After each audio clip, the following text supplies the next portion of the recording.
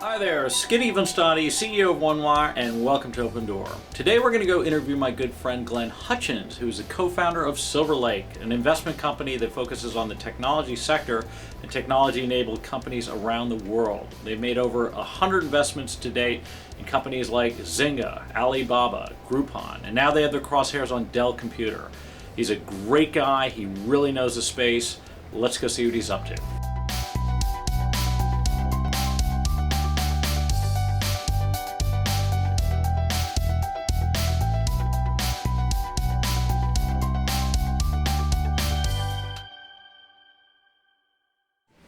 I'm here today with my good friend Glenn Hutchins, who is the co-founder of Silver Lake, one of the top technology investment firms in the world globally. Would love to get a little color on your background, where you grew up.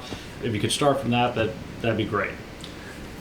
My father worked in government all of his life. He was an agricultural expert, and we lived in Washington about half the time I was growing up, and the other half the time we lived abroad in the Middle East and in Eastern Europe and in Western Europe. We traveled all over the Holy Land and saw the great history, culture, religion, etc. of that part of the world. My mother and I were on the last plane out of Cairo in May of '67 when the war broke out. My father stayed in a situation that might today be described as a hostage situation. It took them 10 days to get out. Wow. To be released. And so you learn a lot about the world you live in outside of the classroom and through those sort of experiences. So after Harvard, what was your next move? I graduated from the JD MBA program at Harvard basically with no job. Okay. I tried to convince my professors not to feel sorry for me. I did in fact have offers from the consulting firms and investment banks, but I didn't want to do it. And I did sort of contract work for about 11 months before I hooked up with an entrepreneur who was restarting, a fellow by the name of Tom Lee, who was restarting what became one of the first private equity firms in the country. The concept I had was as a result of understanding the credit capacity of companies, I've done all that work at the now demised Chemical Bank as a credit analyst. I learned that there were companies, many companies, post the collapse of the equity markets in the early '80s, whose debt capacity equaled or exceeded their market cap, which meant you could buy many companies for less than you could borrow against their assets. Okay. And that was sort of an insight that began to that a number of people, not just me, had. That was one of the kernels in what grew into the private equity business. Got ya. And tell us a little bit about Silver Lake. I mean, you guys have been phenomenally successful. Tell us about what you do here. The idea was to start a firm like Silver Lake that specialized in technology for a couple of reasons. One was that technology grows much faster than the rest of the economy and is not less susceptible to cyclical effects. And so you could have you could invest with a tailwind, right. Good growing, and that you didn't need as much leverage to be successful, so that you could be, I say, operationally. Since you were financially conservative, you could be operationally bold. So you could really buy very different types of companies that were growing much more rapidly than the average private equity portfolio company, and invest in those businesses for growth rather than use the cash flow to pay down debt.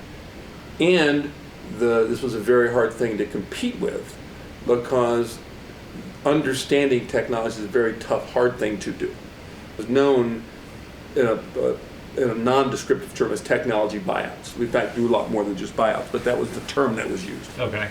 And that turned out to be a pretty good market segment, and once we had proven that, we could dominate that segment, right, as opposed to being the Me Too trying to fight our way against the big guys in the generalist segment. I got it. So it was growth, specialization, and the other thing that we did was to have a profound, thoroughgoing operational contribution to the businesses we invest in.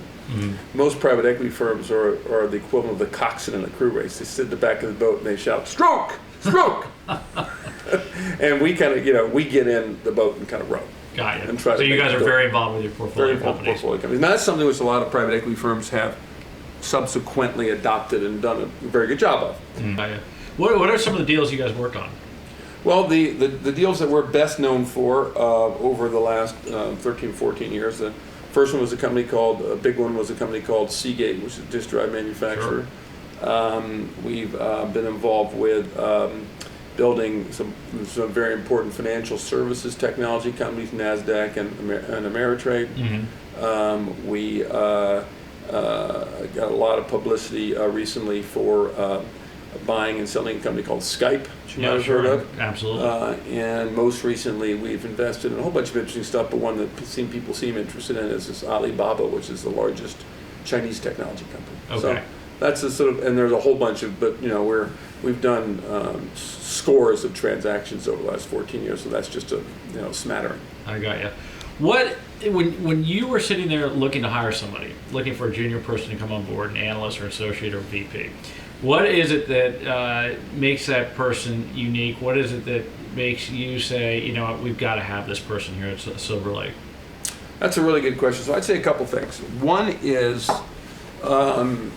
we need people who are very, very smart and very, very hardworking. Mm-hmm. And then we very seldom hire young people directly out of college. Mm-hmm. They typically go to work for normally at one of the large investment banks, sometimes a consulting firm or a smaller specialist investment bank, and then we take the very best from those organizations. So we let the universities do the first cut, and then the investment banks or the consulting firms do the second cut, and we try to take the very top tier from that. People think, oh, Glenn Hutchins, very successful guy. It was easy for him to get to where he is. What have been some of the biggest hurdles you've come across? So I've never thought that there was one big problem I had to surmount. There's a series of problems that you're confronted with every day. Yeah. That you need to solve, and so you have to think of yourself as a problem solver all the time, mm-hmm. as opposed to having one obstacle you got to get over, one big problem that has to be resolved. What about giving back? I know you're involved with a number of different charities. I know you love the outdoors and fishing and all that good stuff. What are your views on that? Yeah. So my view is you give back to the institutions that help you, the city you live in, the country you're part of, and help the people who are the most needy mm-hmm. come along the way. And I think that's something that's really, really important. Now, not everybody has to do it that way, mm-hmm. right? But I do think, it's like the advice I give you, work. Find something that really interests you. Find something that's very fulfilling for you. Find a place where you can help people out, and then go do that as an important part of what you do. It's awesome advice. Well, listen, I'm here again with Glenn Hutchins, co-founder of Silver Lake. Glenn, thank you very much. Really appreciate you inviting me over. Nice to have you here. Thanks for coming. All right.